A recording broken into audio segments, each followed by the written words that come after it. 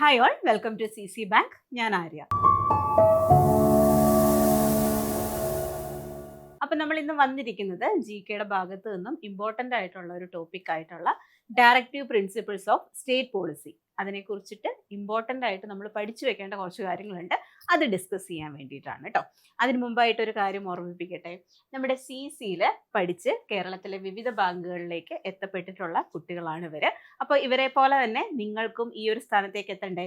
അതിനായിട്ട് നമ്മളൊരു പുതിയ ബാച്ച് സ്റ്റാർട്ട് ചെയ്തിട്ടുണ്ട്. അപ്പോൾ എത്രയും വേഗം തന്നെ ജോയിൻ ചെയ്യുക. അതിനെക്കുറിച്ച് കൂടുതൽ ഡീറ്റെയിൽസ് അറിയാനായിട്ട് ബോർഡിൽ കാണുന്ന നമ്പർ ആയിട്ടുള്ള 8921440580 എന്ന നമ്പറിൽ കോൺടാക്ട് ചെയ്യുക കേട്ടോ.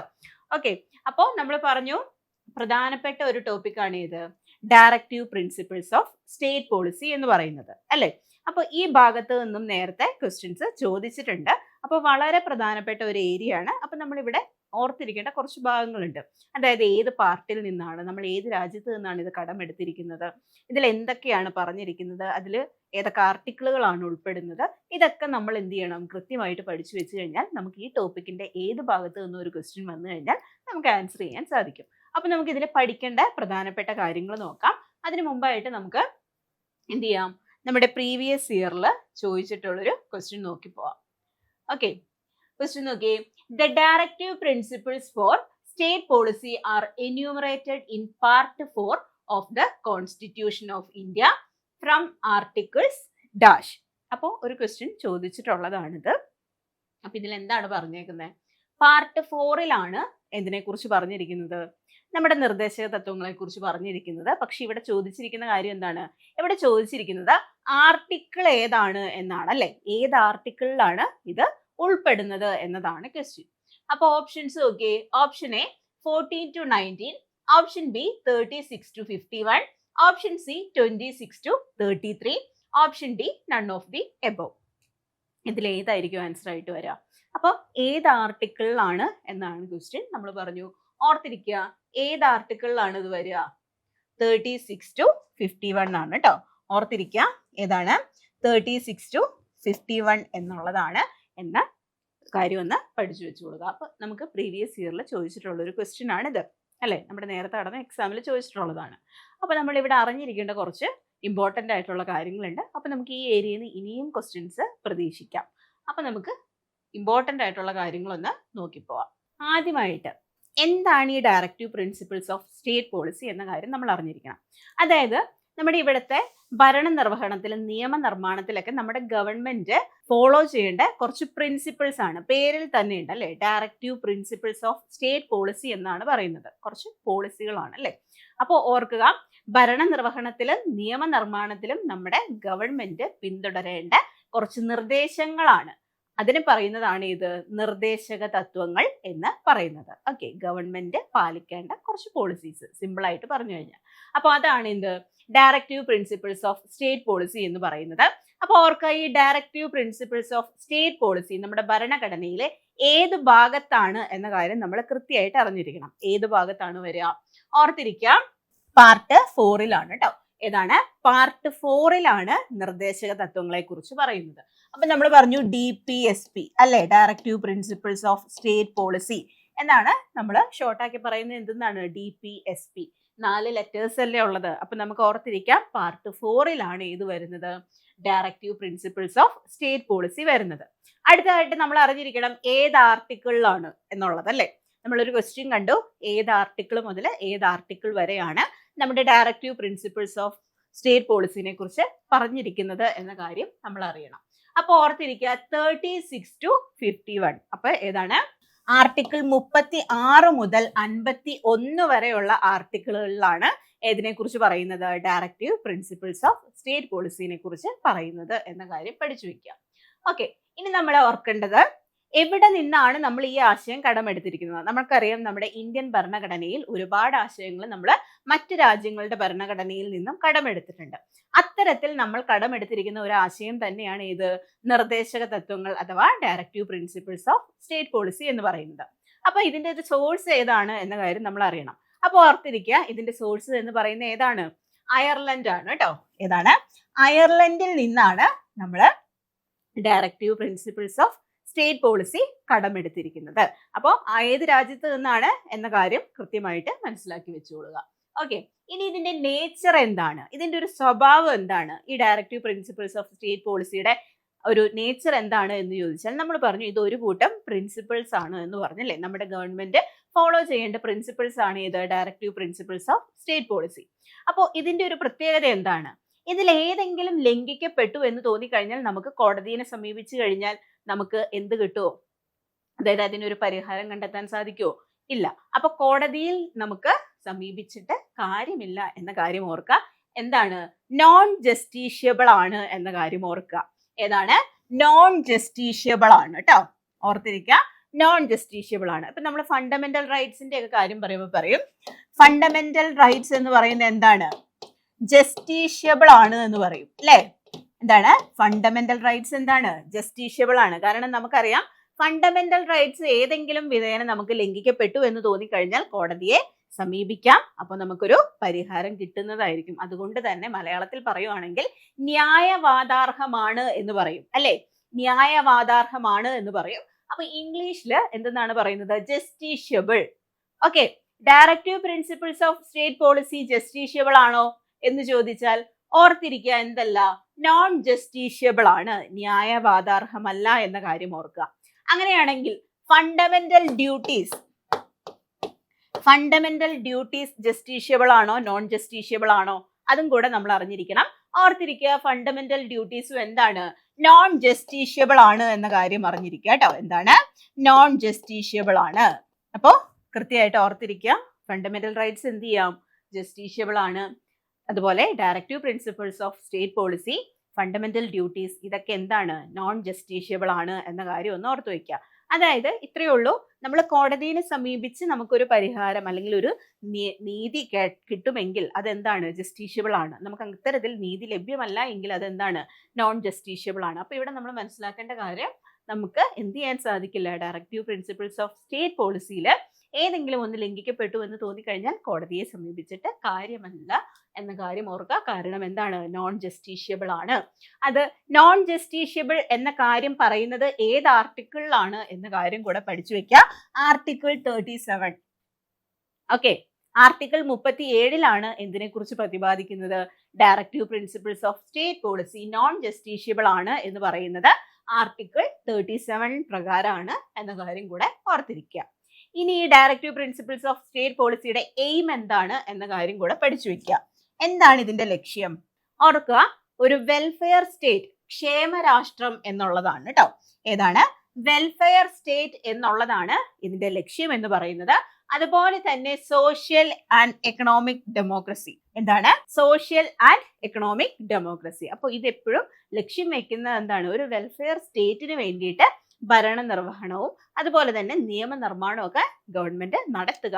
അതിനുള്ള കുറച്ച് നിർദ്ദേശങ്ങളാണ് DPSPയിൽ ഉൾപ്പെടുന്നത് എന്ന കാര്യം ഓർക്കുക. അപ്പോൾ ഇതിന്റെ ലക്ഷ്യം മെയിൻ ആയിട്ട് ഏതാണ്? വെൽഫെയർ സ്റ്റേറ്റ് എന്നുള്ളതാണ് കേട്ടോ. അതുകൂടെ ഓർക്കുക, വെൽഫെയർ സ്റ്റേറ്റ് എന്നുള്ളതാണ് എന്ന കാര്യം പഠിച്ചു വെച്ചോളുക കേട്ടോ. അപ്പൊ ഇത്രയും കാര്യങ്ങൾ ഓർക്കുക. നമ്മൾ പറഞ്ഞു പാർട്ട് 4 വരുന്നത്. ഏത് ആർട്ടിക്കിൾ ആണ്? 36 to 51 ആണ് എന്ന കാര്യം ഓർക്കുക. നമ്മൾ എവിടെ നിന്നാണ് കടമെടുത്തത്? അയർലൻഡിൽ നിന്നാണ് കടമെടുത്തത്. അതുപോലെ നോൺ ജസ്റ്റീഷ്യബിൾ ആണ്. നോൺ ജസ്റ്റീഷ്യബിൾ എന്ന് പറയുന്നത് ഏത് ആർട്ടിക്കിളിലാണ്? ആർട്ടിക്കിൾ 37 എന്ന കാര്യം ഓർക്കുക. ഇതിന്റെ ലക്ഷ്യം, എയിം എന്താണ്? Welfare state. അതുപോലെ തന്നെ സോഷ്യൽ ആൻഡ് എക്കണോമിക് ഡെമോക്രസി എന്നുള്ളതാണ് എന്ന കാര്യം കൂടെ പഠിച്ചു വെക്കുക കേട്ടോ. ഓക്കെ, അടുത്തത് ഇതിന്റെ ഓൾഡ് നെയിം എന്താണ്? അതായത് ഇതിന്റെ ഒരു പഴയ പേരെന്താണ് എന്ന് ചോദിച്ചു കഴിഞ്ഞാൽ ഓർക്കുക, എന്താണ്? Instruments of instructions government of India act 1935 പ്രകാരം കൂടെയാണ് നമ്മളെ ഡയറക്റ്റീവ് പ്രിൻസിപ്പിൾസ് ഓഫ് സ്റ്റേറ്റ് പോളിസിയിലെ കുറച്ച് ഭാഗങ്ങൾ ഉൾപ്പെടുത്തിയിട്ടുള്ളത്. അതുകൊണ്ട് തന്നെ നമ്മൾ പറഞ്ഞു അയർലൻഡിൽ നിന്നാണെന്ന് പറഞ്ഞു. അതുപോലെ തന്നെ നമ്മൾ ഇതിന്റെ ഒരു ഇൻസ്പിറേഷൻ ഉണ്ട്. അതേതാണ്? ഗവൺമെന്റ് ഓഫ് ഇന്ത്യ ആക്ട് 1935 ആണ്. അതുകൊണ്ട് തന്നെ ഇത് അറിയപ്പെടുന്ന മറ്റൊരു പേര് എന്താണ്? ഇൻസ്ട്രുമെന്റ്സ് ഓഫ് ഇൻസ്ട്രക്ഷൻസ് എന്നാണ് ഇതിന്റെ ഒരു ഓൾഡ് നെയിം എന്ന് പറയുന്നത്. അതുപോലെ നമ്മുടെ ഡയറക്റ്റീവ് പ്രിൻസിപ്പിൾസ് ഓഫ് സ്റ്റേറ്റ് പോളിസിനെ കുറച്ച് വിശേഷണങ്ങൾ കൂടിയുണ്ട്. ചിലര് നമ്മുടെ പ്രധാനപ്പെട്ട, അതായത് അംബേദ്കർ, അതുപോലെ തന്നെ ഗ്രാൻവില്ലി ഓസ്റ്റിൻ, KT ഷാ, ഇവരുടെയൊക്കെ കോട്സ് കൂടെ ഒന്ന് നോട്ട് ചെയ്ത് വെച്ചോളൂ കേട്ടോ. ഇതും ചോദിക്കാൻ വളരെയധികം ചാൻസ് ഉണ്ട്. അംബേദ്കർ നമ്മുടെ ഡയറക്റ്റീവ് പ്രിൻസിപ്പിൾസ് ഓഫ് സ്റ്റേറ്റ് പോളിസിനെ വിശേഷിപ്പിച്ചത് എന്താണ്? നോവൽ ഫീച്ചേഴ്സ് എന്ന പേരിലാണ് കേട്ടോ. ഏതാണ്? Novel features. നമ്മുടെ ഭരണഘടനയുടെ നോവൽ ഫീച്ചേഴ്സ് എന്ന് വിശേഷിപ്പിച്ചത് ആരാണ്? അംബേദ്കർ ആണ് എന്ന കാര്യം ഒന്ന് ഓർത്തിരിക്കുക. അതുപോലെ ഗ്രാൻവില്ലേ ഓസ്റ്റിൻ അദ്ദേഹം വിശേഷിപ്പിച്ചത് എന്താണ്? കൺസേൺസ് ഓഫ് ദ കോൺസ്റ്റിറ്റ്യൂഷൻ എന്നാണ് വിശേഷിപ്പിച്ചത് എന്ന കാര്യം ഓർക്കുക. അതുപോലെ കെ ടി ഷാ എന്തെന്നാണ് വിശേഷിപ്പിച്ചത്? Check payable at the convenience of the bank. ബാങ്കിന്റെ സൗകര്യപ്രദം നമുക്ക് മാറ്റാൻ സാധിക്കുന്ന ചെക്ക് എന്ന് വിശേഷിപ്പിച്ചത് ആരാണ്? കെ ടി ഷായാണ് എന്ന കാര്യം കൂടെ ഒന്ന് പഠിച്ചു വെച്ചോളുക കേട്ടോ. അപ്പൊ ഈ വിശേഷണങ്ങളും ചോദിക്കാൻ വളരെയധികം ചാൻസ് ഉണ്ട്. കൃത്യമായിട്ട് ആ ഏരിയയും പഠിച്ചു വെക്കുക. ഓക്കെ, ഇനി നമുക്ക് നോക്കേണ്ടത്, നമ്മൾ പറഞ്ഞു ആർട്ടിക്കിളുകൾ നമ്മൾ കൃത്യമായിട്ട് നോക്കി വെക്കണം. കാരണം 36 മുതൽ 51 വരെയുള്ള ആർട്ടിക്കിളുകൾ ഉണ്ട് എന്ന് പറഞ്ഞു. അത് നമ്മുടെ നിർദ്ദേശക തത്വങ്ങളിൽ ഉൾപ്പെടുന്ന ആർട്ടിക്കിളുകളാണ്. അപ്പൊ നമുക്ക് ആ ആർട്ടിക്കിൾ കൂടെ ഒന്ന് പഠിച്ചു പോകാം. അപ്പൊ 36 മുതൽ 51 വരെയുള്ള ആർട്ടിക്കിളുകളാണ് DPSPയിലുള്ളത്.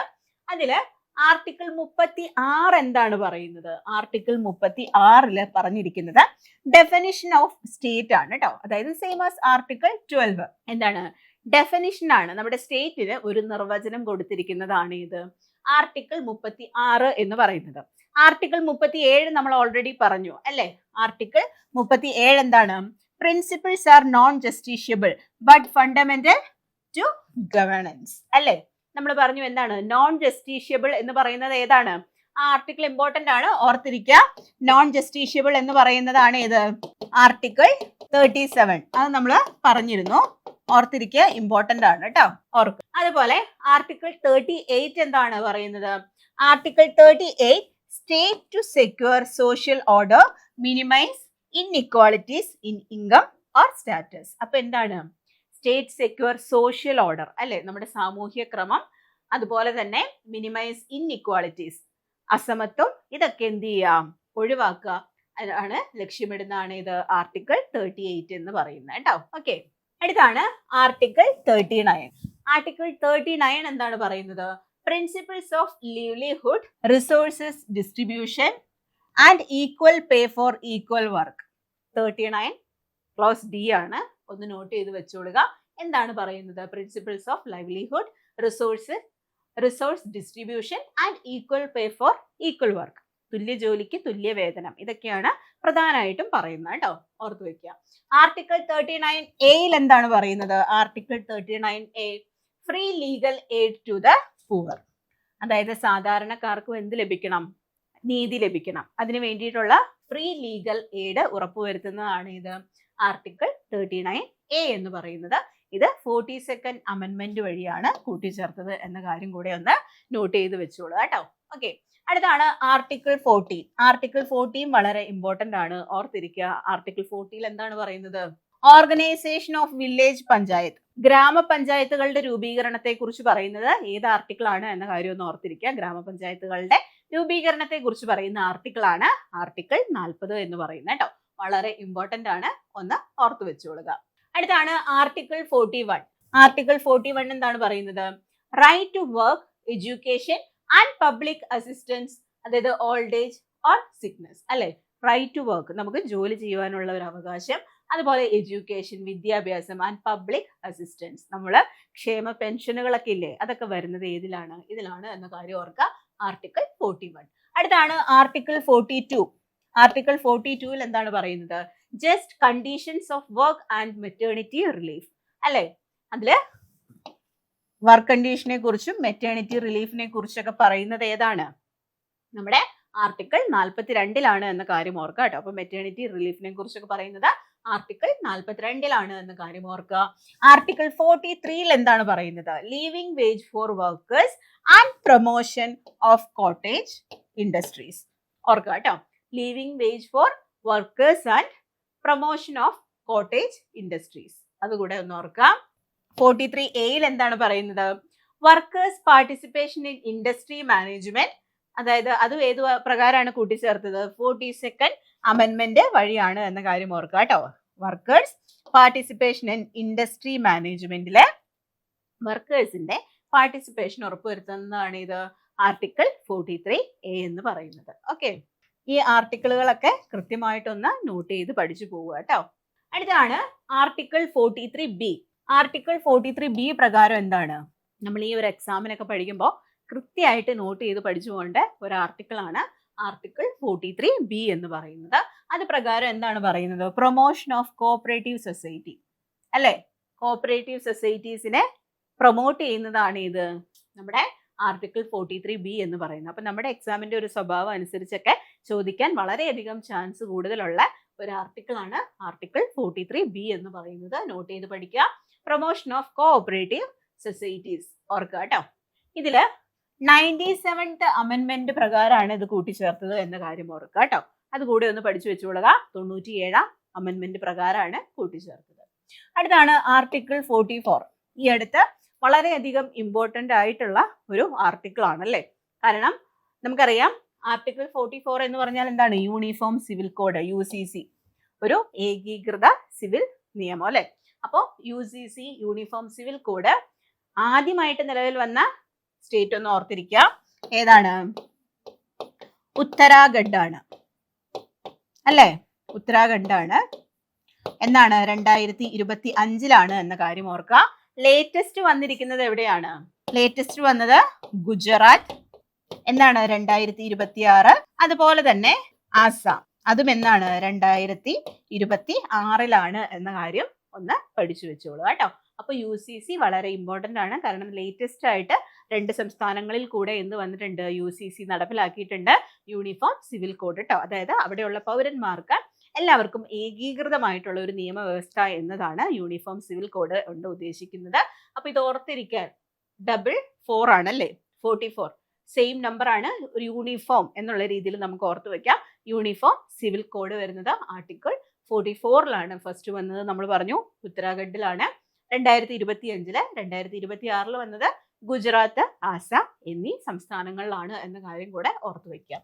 അടുത്താണ് ആർട്ടിക്കിൾ 45. അതിൽ എന്താണ് പറയുന്നത്? Early childhood care and education for children below 6 years അല്ലെ? 86th അമെൻമെന്റ് വഴി കൂട്ടിച്ചേർത്തതാണ് ഇത്. 6 വയസ്സിന് താഴെയുള്ള കുട്ടികൾക്ക് എന്ത് കൊടുക്കണം?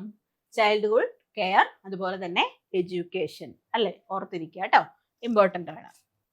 അടുത്താണ് ആർട്ടിക്കിൾ 46. ആർട്ടിക്കിൾ 46 പ്രകാരം എന്താണ് പറയുന്നത്? Promotion of educational or economic interest of SCs, ST and weaker section. ഓർക്കുക കേട്ടോ, അവർക്ക് അതായത് SC, ST അതുപോലെ തന്നെ വീക്കർ സെക്ഷനിലൊക്കെ ഉൾപ്പെടുന്ന ആളുകൾക്ക് promotion of educational economic interest അതൊന്ന് ഓർത്തിരിക്കുക കേട്ടോ. അവരുടെ ഉന്നമനത്തിന് വേണ്ടി കൊണ്ടുവന്നതാണ് ആർട്ടിക്കിൾ 46 എന്ന് പറയുന്നത്. അടുത്താണ് ആർട്ടിക്കിൾ 47. അതിലെന്താണ് പറയുന്നത്? Raising nutrition or standard of living, prohibition of alcohol or drugs അല്ലെ? മദ്യനിരോധനം, ലഹരി മരുന്ന്, ഇതിന്റെയൊക്കെ നിരോധനത്തെ കുറിച്ചൊക്കെ പറയുന്നത് എവിടെയാണ്? ആർട്ടിക്കിൾ 47 ആണ്. അതിൽ എന്തിനെ കുറിച്ചാണ് കൂടുതലായിട്ട് പ്രതിപാദിക്കുന്നത്? റേസിംഗ് ന്യൂട്രീഷൻ, അതുപോലെ തന്നെ സ്റ്റാൻഡേർഡ് ഓഫ് ലിവിംഗ് അല്ലെ? മദ്യനിരോധനം, ലഹരി വസ്തുക്കൾ, ഇതിന്റെയൊക്കെ നിരോധനത്തെ കുറിച്ച് പറയുന്നത് ആർട്ടിക്കിൾ 47 ആണ് എന്ന കാര്യം പഠിച്ചു വെക്കുക കേട്ടോ. ആർട്ടിക്കിൾ 48. ആർട്ടിക്കിൾ 48 എന്താണ് പറയുന്നത്? Organisation of agriculture or animal husbandry, ban on cow slaughter അല്ലെ? ഗോവധ നിരോധനം, അതിനെ കുറിച്ചൊക്കെ പറയുന്നത് ഏതിലാണ്? ആർട്ടിക്കിൾ 48 എന്ന കാര്യം കൂടെ ഒന്ന് ഓർത്തിരിക്കുക കേട്ടോ. ആർട്ടിക്കിൾ 48A എന്താണ് പറയുന്നത്? പ്രൊട്ടക്ഷൻ ഓഫ് എൻവയോൺമെന്റ്, നമ്മുടെ പരിസ്ഥിതി സംരക്ഷിക്കേണ്ടതിന്റെ ആവശ്യകതയെ കുറിച്ച് പറയുന്നു. അതുപോലെ ഫോറസ്റ്റ് ആൻഡ് വൈൽഡ് ലൈഫ്, ഇത് വന്നതും ഏത് പ്രകാരമാണ്? 42nd അമെൻമെന്റ് വഴിയാണ് എന്ന കാര്യം ഒന്ന് നോട്ട് ചെയ്ത് വെച്ചോളൂ കേട്ടോ. ഓക്കെ, അടുത്താണ് ആർട്ടിക്കിൾ 49. ആർട്ടിക്കിൾ 49 എന്താണ് പറയുന്നത്? Protection of monuments and places of national importance, നമ്മുടെ ദേശീയ പ്രാധാന്യം അർഹിക്കുന്ന മൊണ്യൂമെന്റ്സ്, അതുപോലെ പ്ലേസസ്, സ്മാരകങ്ങൾ, സ്ഥലങ്ങളൊക്കെ എന്ത് ചെയ്യുക? സംരക്ഷിക്കുക എന്ന് പറയുന്നത് ഏത് ആർട്ടിക്കിളിലാണ്? ആർട്ടിക്കിൾ 49 പ്രകാരമാണ് എന്ന കാര്യം ഓർക്കുക. ആർട്ടിക്കിൾ 50 എന്താണ് പറയുന്നത്? Separation of judiciary from executive എന്ന് പറയുന്നു. എന്താണ്? നമുക്കറിയാം നമ്മുടെ ഗവൺമെന്റിന് എത്ര ഓർഗൻസ് ആണുള്ളത്? 3 ഓർഗൻസ് ഉണ്ട് അല്ലേ? അതിലൊന്നാണ് ലെജിസ്ലേച്ചർ, എക്സിക്യൂട്ടീവ്, ജുഡീഷ്യറി. അതിൽ നമുക്കറിയാം ലെജിസ്ലേച്ചറിന്റെ ഡ്യൂട്ടി എന്താണ്? മേക്കിംഗ് ലോ ആണ് അല്ലെ, ലോസ്, അതായത് നിയമനിർമ്മാണമാണ് ലെജിസ്ലേച്ചറിന്റെ ഡ്യൂട്ടി. എക്സിക്യൂട്ടീവിന്റെ ഡ്യൂട്ടി എന്താണ്? അത് എക്സിക്യൂട്ട് ചെയ്യുവാണ് അല്ലെ, നിയമങ്ങൾ നടപ്പിലാക്കുകയാണ് ചെയ്യുന്നത്. ജുഡീഷ്യറി എന്ത് ചെയ്യുന്നു? നിയമം ഇന്റർപ്രറ്റ് ചെയ്യുന്നു അല്ലെ, വ്യാഖ്യാനിക്കുകയാണ് ചെയ്യുന്നത്. അപ്പോൾ ഇതിൽ പറയുന്നത് നമ്മുടെ എക്സിക്യൂട്ടീവിന്റെ അധികാര പരിധിയിൽ നിന്നും നമ്മുടെ ജുഡീഷ്യറി എന്ത് ചെയ്യുന്നു? സെപ്പറേറ്റ് ചെയ്ത് നിർത്തിയിരിക്കുന്നു എന്നതാണ് പറയുന്നത്. ഏത് ആർട്ടിക്കിളിലാണ്? ആർട്ടിക്കിൾ 50 പ്രകാരമാണ് പറയുന്നത് എന്ന കാര്യം ഓർക്കുക കേട്ടോ. ആർട്ടിക്കിൾ 51 എന്താണ് പറയുന്നത്? Promotion of international piece and security. നമ്മുടെ അന്താരാഷ്ട്ര സമാധാനത്തിനും സുരക്ഷയ്ക്കും പ്രാധാന്യം നൽകുന്ന ആർട്ടിക്കിൾ ഏതാണ്? ആർട്ടിക്കിൾ 51 ആണ് എന്ന കാര്യം കൂടെ പഠിച്ചു വെച്ചോളൂ കേട്ടോ. 36 മുതൽ 51 വരെയുള്ള ആർട്ടിക്കിളുകളും ഡിസ്കസ് ചെയ്തു. അപ്പൊ നമ്മൾ ഡയറക്റ്റീവ് പ്രിൻസിപ്പിൾസ് ഓഫ് സ്റ്റേറ്റ് പോളിസിയിൽ ചോദിക്കാൻ ചാൻസ് ഉള്ള പ്രധാനപ്പെട്ട പോയിന്റ്സ് ആണ് ഡിസ്കസ് ചെയ്തത്. നിങ്ങൾക്ക് ഇത് ഉപകാരപ്പെട്ടു എന്ന് വിചാരിക്കുന്നു. കൃത്യമായ രീതിയിൽ തന്നെ ഈ ടോപ്പിക്ക് പഠിച്ചു പോവുക കേട്ടോ. നമുക്കപ്പോൾ ഈ ഏരിയയിൽ നിന്നും ഏത് ക്വസ്റ്റ്യൻ വന്നാലും ആൻസർ ചെയ്യാൻ സാധിക്കും. ബേസിക് ലെവലിലുള്ള ക്വസ്റ്റ്യൻസ് ആയിരിക്കും വരിക. അപ്പൊ നല്ല രീതിയിൽ തന്നെ ഈ ടോപ്പിക്ക് പഠിക്കാം. അപ്പൊ നല്ല രീതിയിൽ പ്രിപ്പറേഷനൊക്കെ മുന്നോട്ട് കൊണ്ടുപോവുക. നമ്മൾ CCയിൽ ഒരു ബാച്ച് പുതിയതായിട്ട് സ്റ്റാർട്ട് ചെയ്തിട്ടുണ്ട്, ഒരു ന്യൂ ബാച്ച് സ്റ്റാർട്ട് ചെയ്തിട്ടുണ്ട്. അപ്പൊ എത്രയും വേഗം തന്നെ എന്ത് ചെയ്യുക? ജോയിൻ ചെയ്യുക. നമുക്ക് 3 മാസം കൊണ്ടൊക്കെ ബാങ്കിൽ ഒരു ജോലി ഉറപ്പിക്കാൻ സാധിക്കും അല്ലേ. അപ്പൊ വേഗം തന്നെ എന്ത് ചെയ്യുക? നമ്മുടെ ബാച്ചിൽ ജോയിൻ ചെയ്ത് നല്ല രീതിയിൽ പ്രിപ്പറേഷൻ മുന്നോട്ട് കൊണ്ടുപോവുക. ഇതിനായിട്ട് നമ്മുടെ ബോർഡിൽ കാണുന്ന നമ്പർ 8921440580 ഈ നമ്പറിൽ കോൺടാക്ട് ചെയ്യുക കേട്ടോ. അപ്പൊ നല്ല രീതിയിൽ പ്രിപ്പറേഷനൊക്കെ മുന്നോട്ട് കൊണ്ടുപോയി നിങ്ങൾക്ക് ബാങ്കിൽ ഒരു ജോലി ഉറപ്പാക്കാൻ സാധിക്കട്ടെ. അപ്പൊ നമുക്ക് ഇതുപോലെ മറ്റൊരു സെഷനുമായിട്ട് വീണ്ടും കാണാം. Thank you.